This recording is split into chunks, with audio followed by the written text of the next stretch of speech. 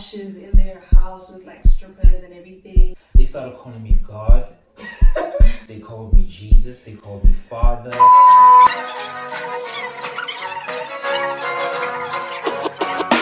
What up, it's your boy Phillip, Kabelo, not your regular church boy. Yeah, and today I'm not alone. I'm with friends, childhood friends. Yeah. O from SA. Introduce yourself. I'm Ole.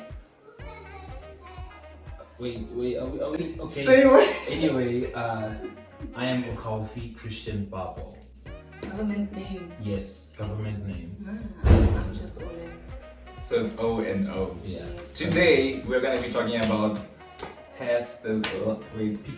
life as a pastor's kids. I hope you're gonna put something that's Yeah. gonna be like whatever. Yeah. Life as pastor's kids. So before I touch on the topics, how long have you been a Christian? I got saved. I was 5 years old. We had just come back from Ireland.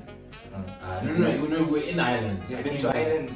Yes. Where I was born. Yes. You didn't know this? See, this is why we're childhood friendly. Okay, go on. Yes, when we're still in Ireland, in Esco's Drive, am I right? I was 2, I don't know. Okay. Esco's Drive. I was actually watching a movie called Super Kids by Kenneth Copeland. And that's when I got saved. Well, long story short, I got saved then. I was 5 years old. I don't remember the date, but I remember I was 5 years old. So you knew Jesus when you were I knew Jesus when I was 5. A lot of people just don't believe that can happen, but I think we'll get into that, in today's episode. But yes, I was 5 years old. When I was 5, I was still using the best. When I was 5, I was a man. When you were 5, you were 12.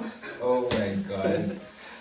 And Oli? Yeah, funny enough, I actually also got saved at 5 years old. We're not 5 at the same time. We're not twins like some people think. That's siblings, by the way. Yeah, I'm younger, even though people sometimes don't believe that. So, when I was 5 years old, I also got saved. It was actually really random. There was no specific thing that I was watching. We were back in SA. Yeah, we were back in South Africa. Yeah. My mom says that we were playing with neighborhood friends outside, and I just walked into the house and I went into the bathroom, and when I came out, I just walked up to her and I was like, what should I do to go to heaven? And she was like, it's time. So yeah, my mom led me to the Lord, 5 years old. Yeah. Now here I am.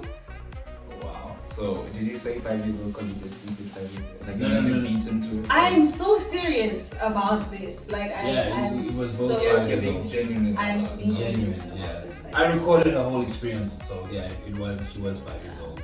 I've been a star since the age of 5. Aww. You're supposed to say it with us. We are one. When you hear no, you say No, you say no when you agree. Anyway, I was a Christian when I actually could read and write. I think I was 10 years old. I got born again 3 times. Wool up, nigga. Wool up. Because on the 3rd time, God actually does something. On the 3rd, it's like that on the 3rd day, God rose, and on the 3rd time, it was now official that this nigga is faith. So I don't have fancy stories of going to my parents and stuff. Yeah. Actually, my mom made me get born again 3 times. Wait, let's elaborate being born again to them, because they might be like, born again. Yeah. Elaborate. Born again is basically, have you said the sinner's prayer? That's as basic as it gets. Okay. Yeah. Sinner's prayer. Look it up on Google, alright? I hope so. I hope it's there. Yeah, because Google is sketchy sometimes. Yeah. But yes, sinner's prayer. So I say the prayer 3 times, asking God to not take my life, but That'd be hard. Take my life. You're 10. You're 10. not a sacrificial prayer, but offering myself to Him and agreeing to allow Him to work in my life. Yeah. Yeah? But anyway, let's jump into today's topic. Conspiracy theories about us pastors' kids. Yeah. So first, let's talk about us being a bad influence. So, how many kids have actually been put in that predicament to be a bad influence because they're pastor's kids? Have you been put in that I haven't, but I've seen that happen to a lot of people. There used to be this show called Preacher's Kids. It was just called Preacher's Kids, right? Yeah. Yeah, it was called Preachers. I don't think they air it anymore. I think like 3 years back, 3 or 4 years back, it used to air. And basically they would show like the lives of preachers' kids. But these kids were like next level of next the brain level type of like left. Like the parent is that way, the kid is that way. Like okay? opposite. Like they would hold these crazy bashes in their house with like strippers and everything, and they would drink alcohol like water. It was really crazy. So the whole show kind of highlighted the life that preachers' kids lived. And which is false and kind of embarrassing for the rest of us who don't live like that. But I think those kind of shows set a stigma in people's minds that, oh, everybody who's a preacher's kid is like this. Oh, they're really terrible people. Oh, they're not even Christians. You know, people think that preacher's kids aren't even Christians. But personally, I've never had that experience. I have had certain prejudice, but I've never been labeled as like a bad influence. Yeah. By the way, we're gonna be hot, which is humble, open, and transparent. So we're gonna say it as it is. We're not gonna hold back. Okay. Yeah. How have you been put in that? For me, actually, it was the opposite. Well, no, not the opposite. But I remember there was one time we were using a carpool to go to school, and a car what? Carpool, basically. Uber. No, not Uber, but if we all go in the same vicinity, we all use just the one transport instead of all of us heading with different vehicles to where we're going. And anyway, they used to do that a lot in Ireland as well, though. Yeah, it's very common among the Irish. Stop talking what back then? Anyway, right here. So in this couple, there were other guys younger than me, and they found out that I'm a Christian, and oh man, that got messed up. They started calling me God. They called me Jesus. They called me Father. They called me Pastor, Bishop.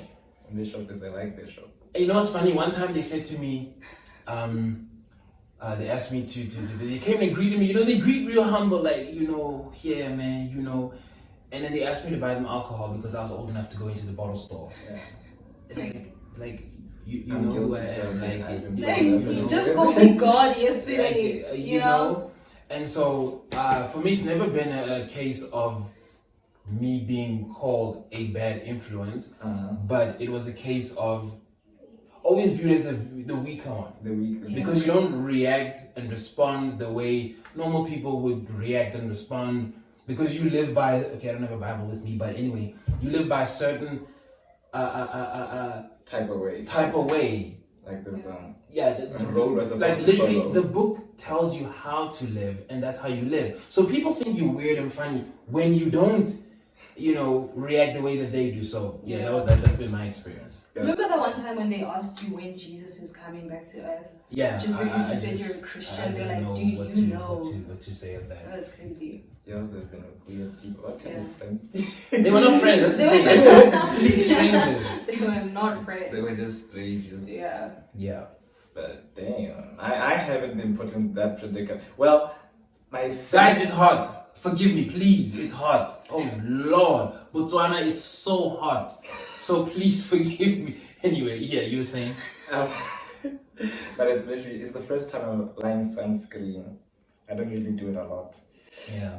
And I'm learning you have to apply it after 4 hours. Yes. Every 4 hours, okay? Take notes, guys. Every 4 hours you reapply your sunscreen. You don't teach me no. Don't be like these gentlemen. We are dark and lovely. They are very rugged. They are not accustomed to the modern teas of life. What you see is what you like get. Like sunscreen. But anyway, like I was saying, I haven't been put in that predicament, but I have been... Guys, here comes. Oh no! Here comes. I have not a bad influence, rather the person they test the most. Like I have, when I'm outside, like socializing, and I'm an extrovert, right? So I can interact with literally everyone from all walks of life. So and it's easy for me to relate because I've been in those kind of environments when I grew up, you know. So it molded me to be able to be flexible. Yeah. So sometimes my friends, not most of them, but some of them like smoke, drink, have sex, at this Everything, age. basically. Like they do everything. Like Yeah. they make it happen, and Mhm. I'm just there like, Lord, these temptations. Because I mean, at a point you're like, is it gonna be worth it now? You get Actually, we should talk about that whole. And you know what's funny? It's people have no limits. Mm-hmm. They have no boundaries. They have no conscience in a sense.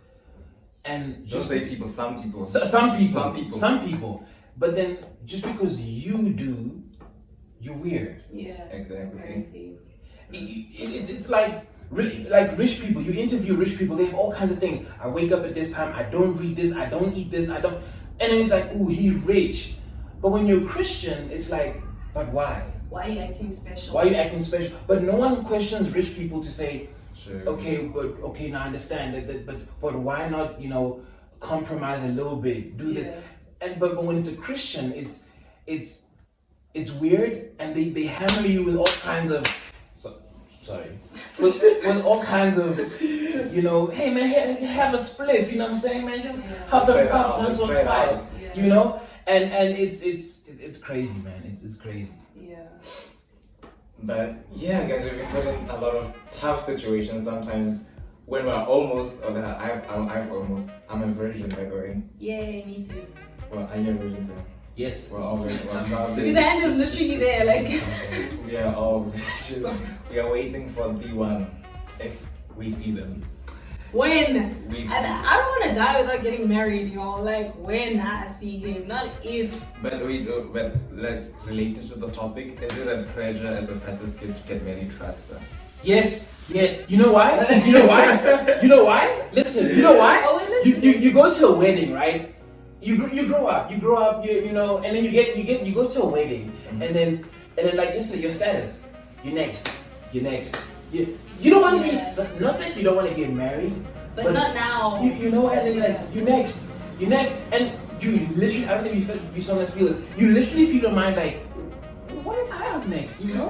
Like someone said to me yesterday, and I told them, the whole scene of the chick who came and said that. Oh, people think that we're married. Like no one. We literally look alike. Like, how do people come to that conclusion? Well, people who are married together eventually end up looking like each other. Yeah.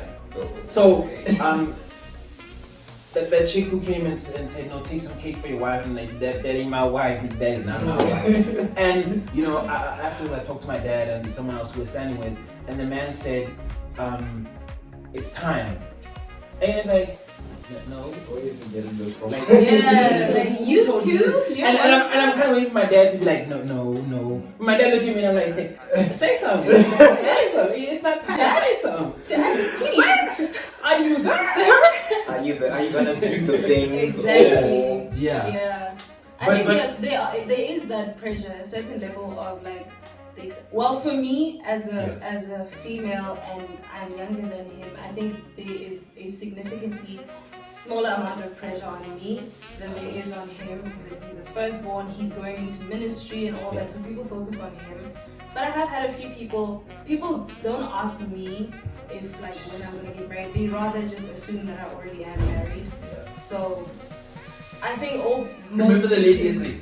Have you been taken? Have you been taken? I'm like, by who? By Jesus? Yes, of course, but not by anyone else.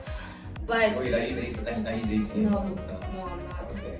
So I was gonna say something. Oh yeah. So there is that certain pressure where preachers' kids feel like they have to get married soon, because walking around as a single person in the church, having all these other brothers and sisters looking at you, they feel like, oh, now there's this pressure because everybody's gonna ask my parents when I'm gonna get married and this and that, Yeah.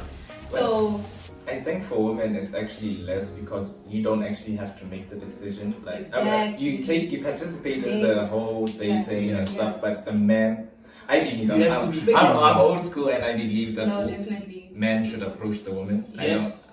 Same here. Yes. I'm not running after anyone. I'm not getting my knees on the floor. And the thing about it is that this is me. All right, this is me. I believe that men are naturally hunters by design.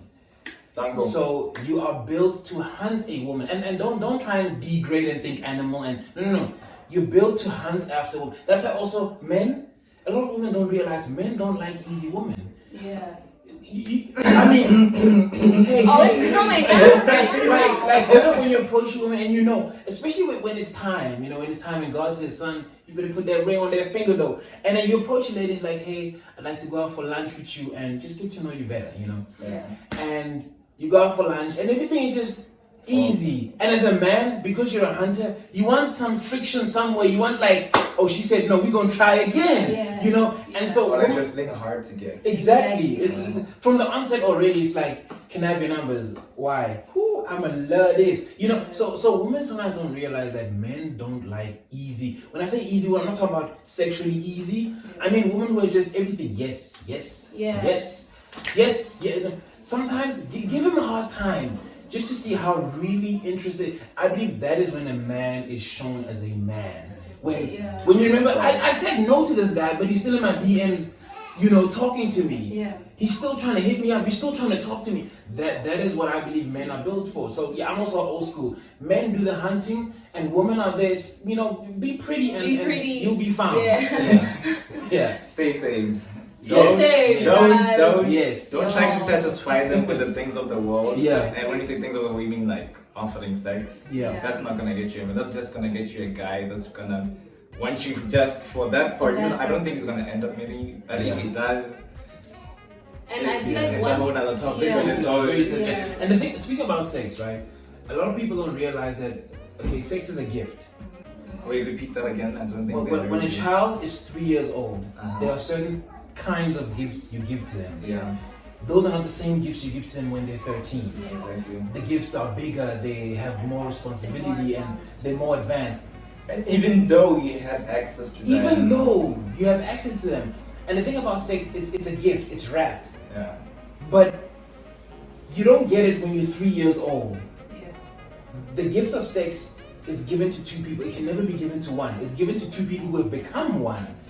The day and time we live in, people take the gift before it's time and they unwrap it and share it with people they're not supposed to be sharing it with. And the thing about it is that people don't really realize the Bible says, especially the older versions, when it speaks about sex, it says, and the man and the woman became one. And Isaac knew his wife. And Abraham, that was very explicit, went into his wife. What version is that? You know, but saying all of that to say that it talks about knowing and it talks about one. Yeah. So how many ones do you have? I heard this from Mike Todd. You go around walking around with pieces of people and wonder why you can never be whole. Oh, damn.